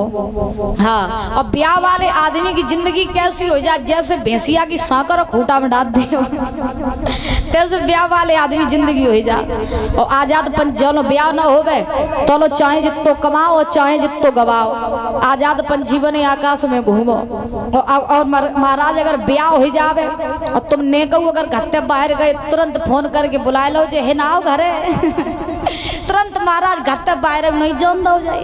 अब ऐसी स्थितियां हैं तो ब्याह के बाद जिंदगी भर रोई वो ही जा। एक बिटिया को ब्याह भाव बाकी विदा भाई गाड़ी में बैठी दूल्हा संगे अब पर रोब है बुरी तरह महाराज और रुवत रुवत रुवत रुवत ससुरे आई। अब अगर दूल्हा ने कही बोले सुनो अब मेरे घर आई जाओ और अब तुम गाड़ी में तो उतर जाओ तो उन्हें चुप हो जाओ। सुबह मोड़ी ने कही बोले आज ही रोई लेंदे हो हमें बोले काय तो बिटिया ने कही कि आज ही हमें जी भर के रोई लेंदे हो क्योंकि आज के बाद हम रोएंगे नहीं बल्कि जिंदगी भर तुम्हें रुलाएंगे आज ही रोई लेंदे। तो कहने का अभिप्राय कि जो लोग बचे हो तो लोग बचे ही रही हो। ठीक बोलो राधे राधे जोर से बोलो। तो आज क्या हुआ बोले बाबा ने मना किया बोले मैं नहीं करूंगा शादी। देवी देवता बोले महाराज शादी नहीं करे तो फिर हम मात दे जाएंगे गिर गिर के शादी कर लो। तो भोले बाबा ने जब प्रार्थना स्वीकार की शादी के लिए राजी हो गए। जब विवाह के लिए राजी हुए सुखदेव भगवान समझा रहे हैं राजन परीक्षित क्या हुआ कि भोले बाबा ने कहा ठीक है हम शादी कर लेंगे लेकिन ये बताओ बिटिया ढूंढ लाई। नारद जी तो यही बात को करो खाते।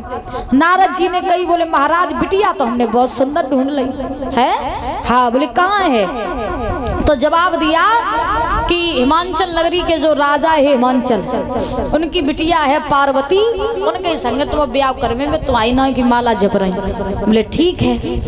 अब नारद जी जाए के पार्वती से बोले पार्वती तुम्हारी तपस्या सफल हुई, तुम घरे जाओ, विवाह की तैयारियां करवा, भोले बाबा दूल्हा बन के आएंगे।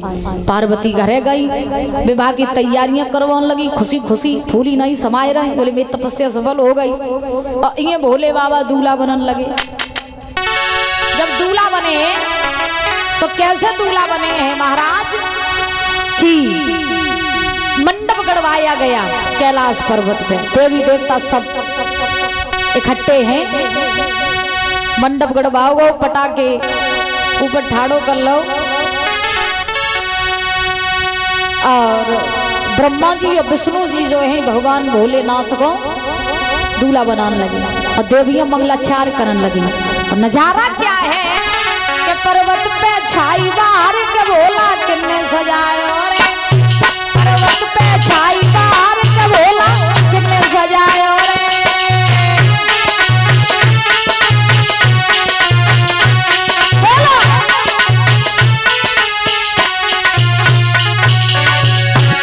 पर्वत पे छाई बाहर के भोला किन्ने सजाए, रे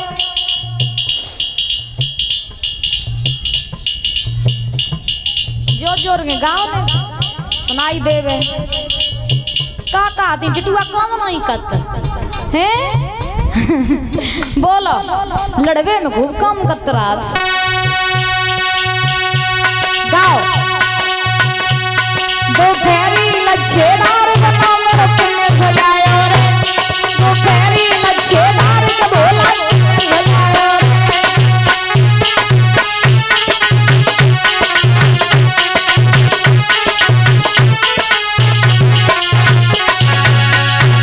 ब्रह्मा ने सजायो रे, विष्णु ने सजायो रे, ब्रह्मा ने सजायो रे,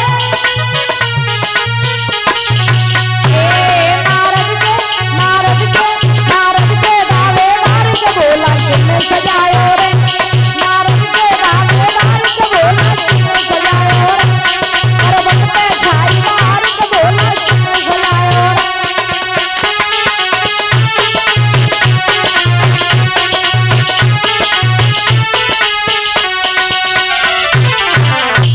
भोले बाबा दूल्हा बन रहे हैं। दूल्हा कैसे बने?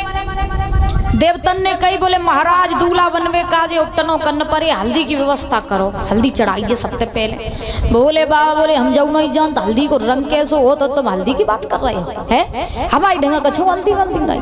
बोले उपाय दूसरा है उपटनो करवे। बोले का? बोले रुको हम कर रहे हैं यार व्यवस्था। भोले बाबा ने का करो वही मुर्दों की राख पड़ी रहे, भस्म सुबाई बई भस्म लाई और पूरे शरीर में लगाए लाई। बोले ले जा भाई हल्दी हुई उपटनो हुई हो। अब बोले कंगन की व्यवस्था करो, कंगन की सो छोटी छोटी नांगनियों को पकड़ा, हाथ में लपेट लिया, ऊपर से बिच्छू लगा लिए। बोले ले जो मेरे कंगन हुई हो। अब माला सो बड़े बड़े सांप पकड़े, बासुकी नांग तो पहले से ही पड़े थे, और सांप पकड़े और डाल रहे। बोले ले जा भाई माला हुई। अब ऐसे दूल्हा बनी। अब देवता कहने लगे बोले महाराज ऐसे तुम दूल्हा बन के जाओ तो गांव में तो बजाए दे जाओ, कोई भी तो संग ब्याह नहीं करे, नन्नी की तरह चलो नहीं अच्छी तरह। भोले बाबा कहने लगे लिवाज चलो तो लिवाज चलो ना, हम चले समाधि लगन, वो समाधि लग जाए तो आप बोले ठीक तो तैयार हो जा चलो। अब भोले बाबा बोले अब थोड़ी नहीं ठहरो। बोले अब क्या कमी रही? बोले अब सेना तो हमारी आई नहीं। अब भोले बाबा ने जो आवाज लगाई सो सेना चली आ रही बिना हाथ पाए वाली। अब बिना हाथ पाए वाली सेना चली आ रही। काऊ के महाराज सर है तो महाराज शरीर ही नहीं, शरीर है तो सर ही नहीं, हाथ है तो पैर नहीं, पैर है तो हाथ नहीं। काऊ के शरीर में तो हजारों मुख, काऊ के शरीर में हजारों आँख ही आँख, काऊ के शरीर में हजारों हाथ ही आँख है। मैया भोले बाबा ने जैसी आवाज लगाई सब भाजत में आए। बोले महाराज, बोले चलो लिखा। बोले बारात में ही, बारात में जा रहे तुम ब्याह करने जा रहे? बोले हाँ। तो चलिए ही चलिए। अब भूत बड़े खुश। अब जैसे ही भूत खुश है देवी देवता कहने लगे महाराज भूतन को ले ऐसी बारात लेके जाओ। महाराज काई तुम बेइज्जती कराए दे तो द्वारे वाले उठाड़े रहियो, कोई बिटिया आई है नहीं बाहर निकल के। मेरी बात मान ले, भूतन को छोड़ दे, एकदम ब्याह कर करे फिर बेशक इन्हें ससुराल में ही पराए राखी हो, कोई दिक्कत नहीं, आज छोड़ दो। भोले बाबा बोले तुम्हें छोड़ दी लेकिन सेना को नहीं छोड़ी, सेना संग लेगी जी। अब महाराज देवी देवता बोले ठीक है जैसी तुम्हारी इच्छा। तैयार भये भोले बाबा नंदी पर सवार भये, चल भये। बीच में महाराज भूत प्रेत रहे, आगे देवी देवता चल रहे। अब देवी देवता तो सुंदर होते, ब्रह्मा विष्णु और इंद्र नारद जी सब आगे आगे, बीच में बिना हथन पहन वाले और पीछे नंदी पे सवार भये भोले बाबा। बारात चलिए, भूत ऊदम मचाए रहे, देखो पीछे भूत ऊदम मचाए रहे। महाराज आज क्या हुआ, बारात जा रही है, अरे धीरे धीरे धीरे धीरे और जाई रही रे भोले की बरतिया, धीरे धीरे धीरे धीरे जाई रही रे भोले की बरतिया।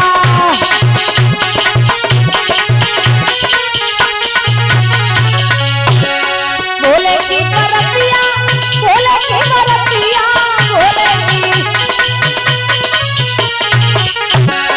धीरे धीरे धीरे धीरे धीरे धीरे धीरे धीरे धीरे धीरे जाए रही है भोले की बरतिया, धीरे धीरे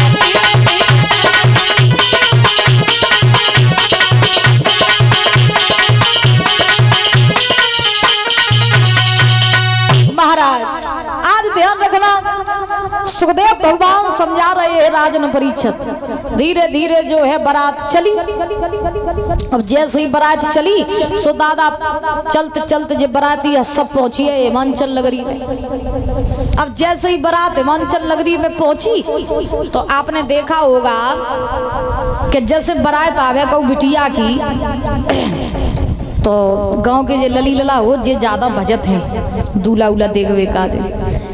तो अब गांव के जितने बाली बच्चा रहे और जितने लोग रहे उन सबने देखो पार्वती की बारात आई और भोले बाबा दूल्हा बन के आई, चलो बारात देखे चले, दूल्हा देखे चले, सब भाजे। अब वे जना ही जानता थे कि बहुत अजीब महाराज बारात अजीब ही आई है, बारात में बहुत आए। अब सब भाजे देखवे का जे पार्वती के दूल्हा। और जैसे ही भाजे सो पहुंचिए बारात के ढेंगा बही। जब बारात रुकी थी आगे आगे देवी देवता रहे, सबसे आगे रहे भगवान विष्णु। अब भगवान विष्णु रहे सो बड़े सुंदर महाराज प्रकाश है चारों तरफ। भगवान विष्णु इतने सुंदर, आहा गांव के लोग देख के बोले भैया दूल्हा तो इतना सुंदर है, इतना सुंदर है कि अच्छा ऐसा दूल्हा तो हमने जिंदगी कभाऊ नहीं देखो। जो पार्वती ने इतना सुंदर दूल्हा ढूंढो, इतना सुंदर ढूंढो कि क्या बताएं। वे विष्णु भगवान को दूल्हा समझे। अब महाराज गांव वाले ने देखो बहुत सुंदर दूल्हा, बहुत ही जुई है दूल्हा, पक्का जई है। तो पीछे से आवाज आई बोले ना ना जू नहीं है, आगे बढ़ो आगे बढ़ो। अब भगवान विष्णु को साइड करो, आगे बढ़े सो ब्रह्मा जी रहे। अब ब्रह्मा जी बड़े सुंदर। अब महाराज गांव वाले कहने लगे पक्का यही है दूल्हा, पक्का यही है, जू बहुत ही सुंदर, पक्का यही है दूल्हा। तो पीछे से आवाज आई ना ना ना जू नहीं, आगे बढ़ो आगे बढ़ो। अब महाराज ब्रह्मा जी को साइड करो और आगे बढ़े सो इंद्र मिले। इंद्र गांव वाले ने इंद्र को देखो सो इंद्र बड़े सुन। अब तो गांव वाले बोले पक्का यही है, अब कोई फेल ही नहीं कर सकता, पक्का यही है दूल्हा। तो पीछे से आवाज आई ना ना ना जे नहीं है, और पीछे बढ़ो और आगे बढ़ो। और जो महाराज आगे नेक और बड़े सोई बिना हथन पहन वाले देखे। और जैसे ही बिना हाथन पाए वाले देखे महाराज उनके बड़े बड़े दांत, बड़े बड़े उनके महाराज बाल, उल्टे सीधे पाए हाथ। अब महाराज जो भूत देखे दूल्हा देखो वो भूल आए। गांव वाले उल्टे आए, घर में घुसी आए और दरवाजा और बंद कर ले। बोले पार्वती को दूल्हा भूत लेके आओ। अब दूल्हा देखो वो भूल गया, सब गन्न में पैक और कुंदी और लगाए ली। बोले बाहर न जाइयो भूत आए खाई जी। अब सब महाराज डर के मारे गन्न में घुसे। बोले बाबा दूल्हा बने ठाड़े।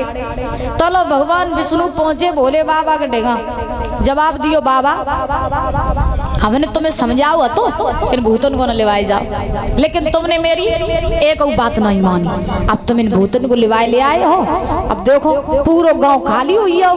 अभी ठाड़े रहा दूल्हा मेरे स्वागत करने को आई है। बोले बाबा बोले ठहर जाओ सब ही तसल्ली तो राखो।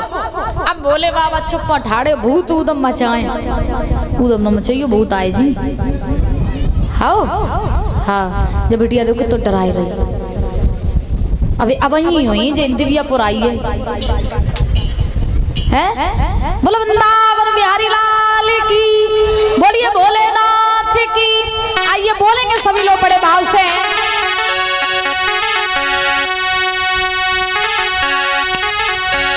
क्या ए बोला आप पकड़ मत और छोड़ियो मैंने ले लाई शरण तुम्हारी।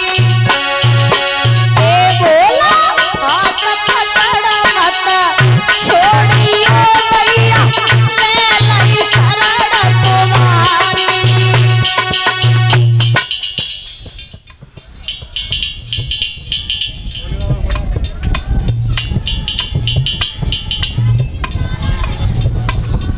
जोर के बोलो सब जने बोलो, तुम्हें बोले ही बाबा की किस्में होए। ऊंचे ऊंचे मत करके बोलो। आहा बहुत सुंदर बहुत बढ़िया बहुत सुंदर। ए बोला ए बोला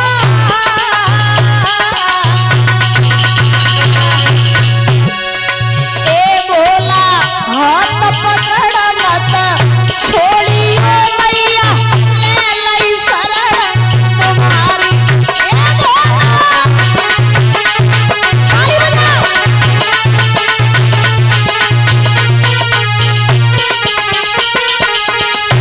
अरे तुम तो बोला मेरे माता पिता, तुम तो बोला मेरे, अरे तुम तो बोला मेरे माता पिता, तुम तो बोला मेरे। ए बोला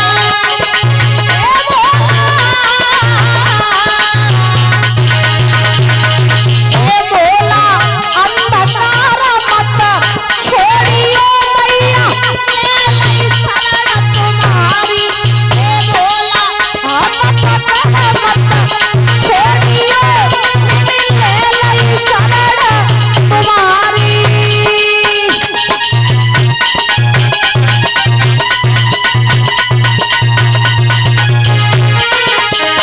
अरे तुम तो बोला मेरे चंदा सूरज, तुम तो बोला मेरे। जब डोकरी इतनी चतुर है हाल चुप हो जाती हैं। बोलो अरे तुम तो बोला मेरे चंदा सूरज, तुम तो बोला मेरे। ए बोला ए बोला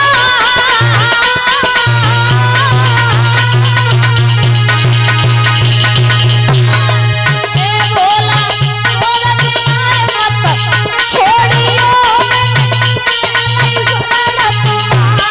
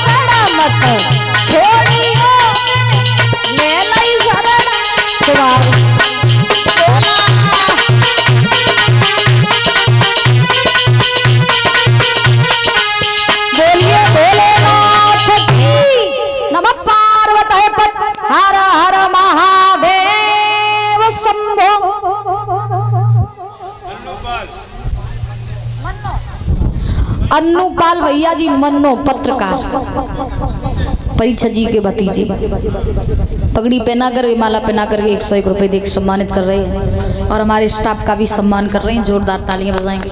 बहुत बहुत धन्यवाद है। कामना करेंगे महामाई मैया की कृपा ऐसे ही बनी रहे और ऐसे ही समाज में पद प्रतिष्ठा बनी रहे, काउ चीज की कमी ना हो, ऐसे ही हंसते मुस्कुराते बने रहे। कामना आकांक्षा है। आज महाराज भोले बाबा जो है वो दूल्हा बने ठाड़े, तब तक हिमांचल राजा जो हैं इनके पास में बड़े बुजुर्ग आए, सबने कही राजन जाओ बारातियों का स्वागत सम्मान करो, क्योंकि बारात अगर लौट जाएगी तो तुम्हारा भी अपमान और भोले बाबा का भी अपमान होगा। जाओ बारातियों का स्वागत करो जाके। उसी समय क्या हुआ कि ये राजा हिमांचल जो थे ये चले हैं और चलते चलते राजा हिमांचल ने भोले बाबा का स्वागत किया।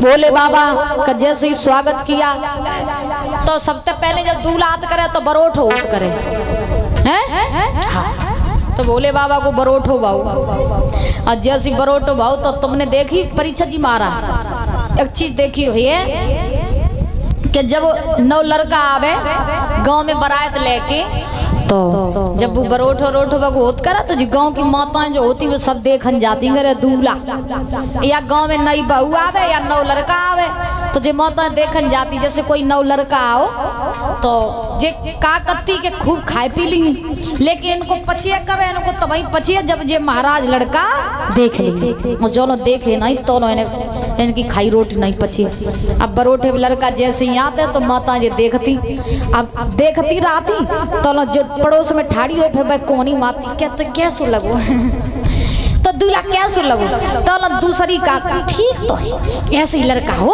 सुंदर सुंदर तो है, लेकिन लग जाए तो तुम मान लो कुछ गड़बड़ी है, लेकिन नाक निक लंबी है कान को बड़े बड़े लग रहे और सामर हो ज्यादा बिटिया लड़का को मिल रही, और कहूँ कहूँ तो जकाती लड़का थोड़ी नहीं जलगा 4 बच्चन को जो बाप होवे, मतलब इनमें कमी निकालने की आदत होती है। बहू जैसे कोई देखा ना नहीं, बहू देख के आती नहीं बहू, और जैसे ही आती है गांव में तो लो पड़ोस से पूछती क्या तू बकी बहू देखने गई थी, कैसी आती सही सही बताइए, बोले बहू तो ठीक आती लेकिन छोटी आती ने जलगत घर में घंटली आई होवे, अब बहू ने लंबी है तो बहू थोड़ी ना जलगत घर में टंगड़ाई होवे, अब बहू ने थोड़ी सांवरी है तो बहू थोड़ी नहीं जलगत घर में डंग मराई हो इतनी करिया, अब बहू ने थोड़ी हेल्दी हो ने मोटी ताजी हो तो बहू थोड़ी नहीं जलगत लड़का भी अम्मा होवे। कहने का अभिप्राय आदत होती है इन माताओं की कमियां निकालने में, और अपन से बहुत ज्यादा करिया हो में अपनी नहीं लेकिन बहू में कमी निकाली। बोलो राधे राधे, जोर से बोलो, बोलो महामाई मैया की, बोलो वैष्णो मैया की। तो देखो अब भोले बाबा आए, सो भोले बाबा को हिमांचल की लड़कियों ने देखो अब बे सब भोले बाबा को भयानक रूप तो हतो ही, बे सब मैया मेना के ढेंगा पहुंची है, बोली मैया तेरी बिटिया तो नादान हती बने नादानी में आए के जो भोले बाबा को अपना दूल्हा बनाए लो, लेकिन तेरी आंखी का दोनों फूटी हती तो दिखाई नहीं दो कि कहाँ पार्वती और कहाँ जो भोले बाबा है, जो डुकरा जबकि नार डगमगाई रही जलगत जो 2 महीना को मेहमान और 2 महीना बाद जो मज्जे और मोड़ी की आगे की जिंदगी को काटे काय तुम मरी जा रही, मेरी बात मान। लड़कियां बोली कि तेरी बिटिया है नादान मैया और भोला बिल्कुल बूढ़ो,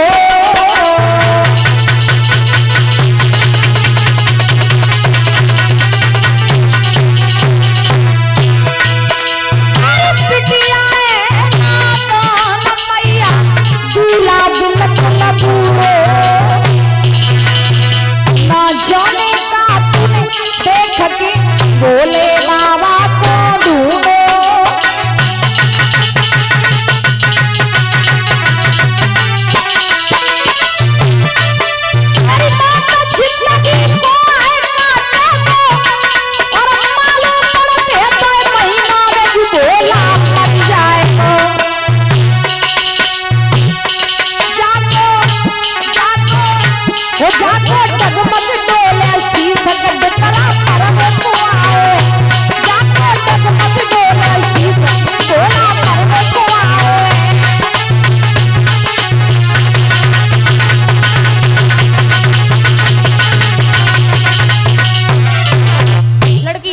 है कछु नहीं बेकरो, पार्वती को समझाए बुझाए दो जे टुकड़ा संगे ब्याह न करो।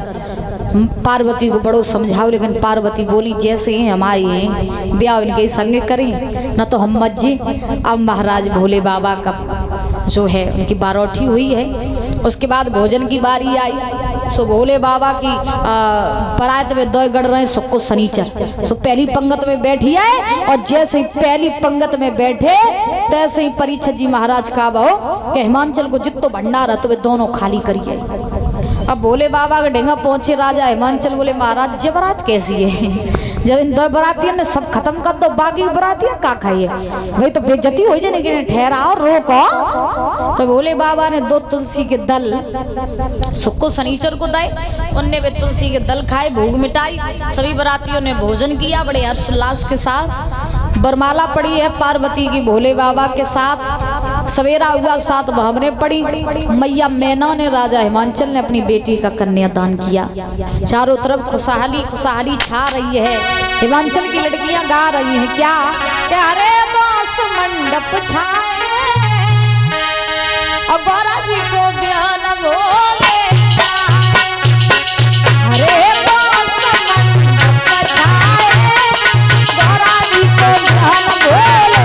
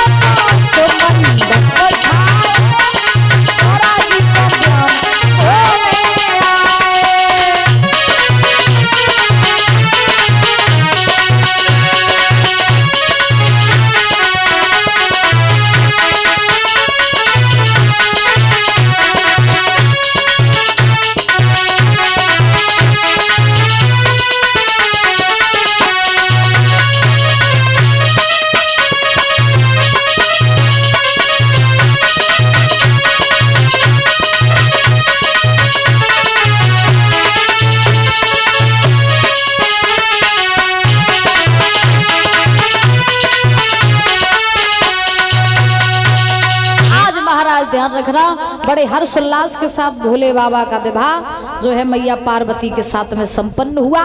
और आज पार्वती को लेकर के भोले बाबा जो है कैलाश पर्वत पर आए। देवी देवताओं ने बड़ी खुशी मनाई। दादा समय बीता तो भोले बाबा पार्वती के एक पुत्र हुए जिनका नाम कार्तिकेय पड़ा, और उन्हीं कार्तिकेय के द्वारा तारक राक्षस का वध हुआ। बोलिए भोलेनाथ की, पार्वती मैया की।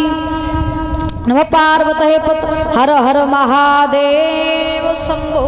आज सुखदेव भगवान समझा रहे, हे राजन परीक्षित, इस प्रकार से भोले बाबा का विवाह मैया पार्वती के साथ संपन्न हुआ और कार्तिकेय के द्वारा उस तारक राक्षस का वध हुआ।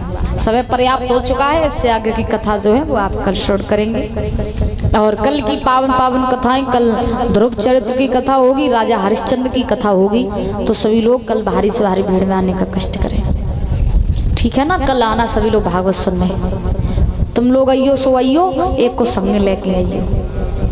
हो छुट्टी एक जने न करियो, पढ़ाई के लिए आइयो, लेकिन तुम लोग गायब ना होइयो, ठीक है ना? तो कल सभी लोग आएंगे भारी से भारी भीड़ में। और जो है ताली बजाते 88,000 ऋषियों को कि हे ऋषियों, परीक्षित जी ने नवलदेव से कहा रानी अब मेरे साथ चलो और वन में भजन करेंगे, चल के भागवत सुनेंगे, तब हमारी मुक्ति होगी। क्योंकि हमें श्राप लगा है कि 7वें दिन हमें तक्षक सर्प डसेगा। तो आज नवलदेव जो थी अपने पति के साथ में चली हैं, और चलते चलते ये दोनों प्राणी जो थे परीक्षित जी महाराज हस्तिनापुर में आए।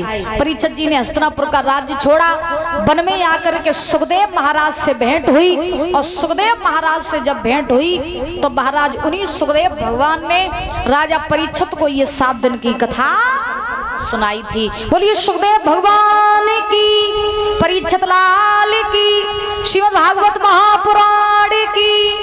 तो देखिए आज उन्हीं सुखदेव भगवान ने परीक्षित जी की मुक्ति कराने के लिए 7 दिन की कथा सुनाई थी ना। वैसे कथा तो अथा है, 7 दिन क्या, अगर 7 जिंदगी भी निकल जाएंगी ना तो भी कथा कभी पूरी नहीं होगी।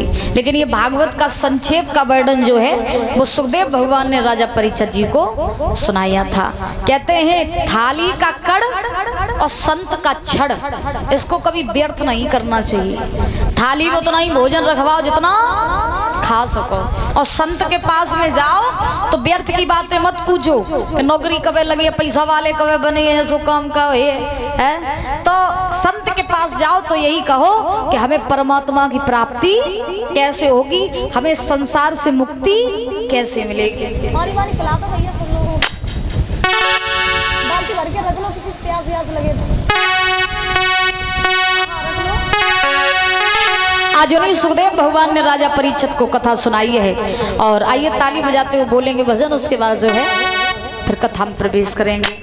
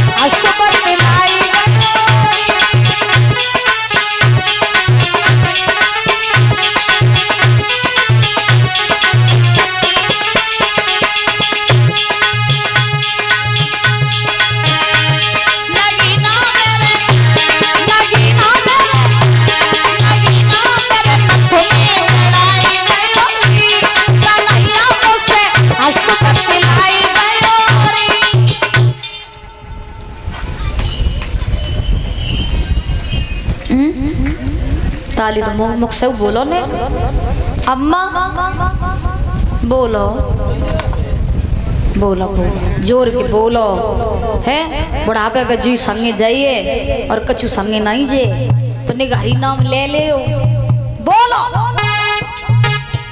नगीना मेरे नथ में जड़ाई गयो री, कन्हैया मुझसे आंसू बतलाई गयो री।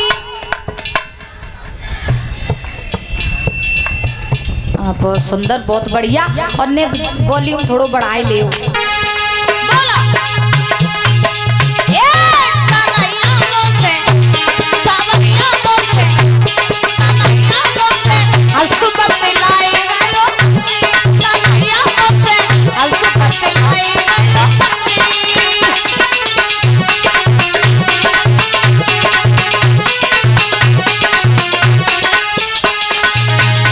अरे मटकी की मेरी मटकी थोड़ी